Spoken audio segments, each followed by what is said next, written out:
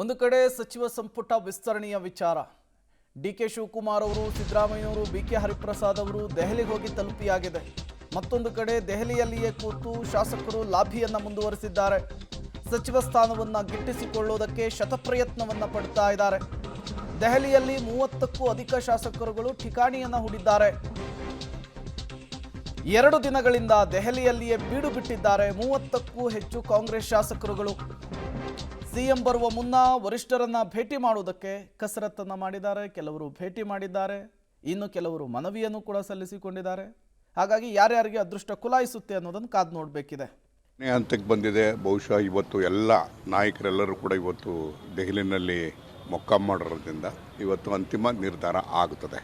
20ನೇ ತಾರೀಕು ಪಾರ್ಲಿಮೆಂಟ್ ಪ್ರಾರಂಭ ಆಗ್ತದೆ ಮತ್ತು ಅಸೆಂಬ್ಲಿನೂ ಕೂಡ ಪ್ರಾರಂಭ ಹತ್ತಿರದಲ್ಲೇ ಇದೆ. ಅಸೆಂಬ್ಲಿನೂ ಕೂಡ ಹೊಸ ಸರ್ಕಾರ ರಚನೆ ಆದಮೇಲೆ ಅಸೆಂಬ್ಲಿನೂ ಕೂಡ ಮೀಟ್ ಆಗಬೇಕಾಗುತ್ತೆ. ಸ್ಪೀಕರ್ ಎಲೆಕ್ಷನ್ ಬೇರೆ ಆಗಬೇಕಾಗುತ್ತೆ. ಇದೆಲ್ಲದೂ ಕೂಡ ಇವತ್ತು ವರಿಷ್ಠರ ಜೊತೆ ಚರ್ಚೆ ಮಾಡಿ ಅಂತಿಮವಾಗಿ ತೀರ್ಮಾನ ಮಾಡ್ತಾರೆ ಅಂತಕ್ಕಂಥ ವಿಶ್ವಾಸ ನಮ್ಮೆಲ್ಲರಿಗೂ ಇದೆ.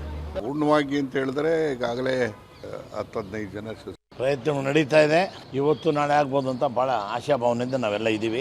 ಎಲ್ಲರೂ ಬಂದಿದ್ದಾರೆ. ಎಕ್ಸ್-ಸಿ-ಎಮ್ ಸಿದ್ದರಾಮಯ್ಯ ಸಾಹೇಬರು ಬಂದಿದ್ದಾರೆ. Chief minister D K Shivakumar ಸಾಹೇಬರು ಬಂದಿದ್ದಾರೆ. ಆಮೇಲೆ ನಮ್ಮ ಪಕ್ಷದ ಅಧ್ಯಕ್ಷರಾದ ಬಿ ಕೆ ಹರಿಪ್ರಸಾದ್ ಸಾಹೇಬರು ಬಂದಿದ್ದಾರೆ.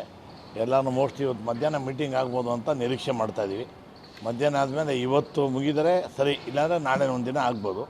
ಆದರೆ ಮೋಸ್ಟ್ ಎಲ್ಲ ಫೈನಲೈಸ್ ಮಾಡ್ಕೊಂಡು ಆಗುತ್ತೆ. 2 ದಿನದಾಗ ಮಿನಿಸ್ಟ್ರಿ ಆಗ್ಬೋದು ಅಂತ ಭಾಳ ಆಶಾಭಾವನೆ ಇದ್ದೀವಿ. ಇನ್ನೂ ಯಾರಿಗೆ ಭೇಟಿಯಾಗಿಲ್ಲ. ಈಗ ರಾತ್ರಿ ಮುಖ್ಯಮಂತ್ರಿಗಳು, ಮಾಜಿ ಮುಖ್ಯಮಂತ್ರಿಗಳು ಬಂದಿದ್ದಾರೆ.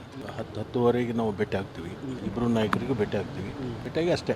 ಅವೆಲ್ಲ ಗುಟ್ಟಿನ ಕೆಲವೊಂದು ಸಂಗತಿಗಳು ಹೊರಗಡೆ ಹಾಕಿ ಹೇಳೋಕ್ಕಾಗಲ್ಲ.